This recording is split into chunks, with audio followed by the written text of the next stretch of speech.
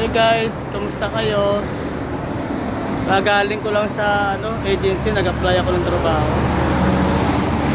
Dito sa anong lugar to?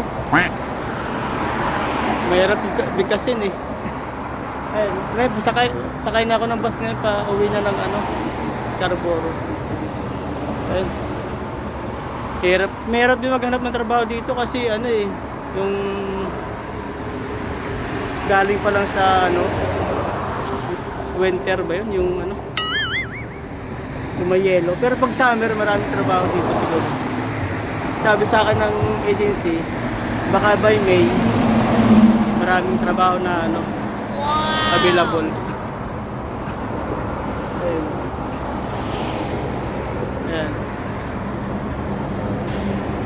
Mga 3 weeks na ako dito sa Canada, wala pa ako nahanap na trabaho.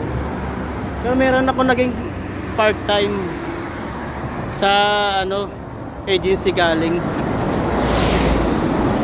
Tinawagan ako part-time lang isang araw. 100 plus din yun eh. Yes guys, pag tatawid kayo ng kalsada, bali pipindutin mo to. Yan. Tapos pag signal na yung yung signal na parang tao, saka ka tumawid. Pauwi na ako guys. Ang ganda ng klima ngayon, no? Hindi masyadong malamig. Ay, pauwi na. Galing ako dun sa agency. Nag-fill up lang ako ng information. Sana tawagan tayo. Tiis-tiis lang muna ngayon, wala pang trabaho.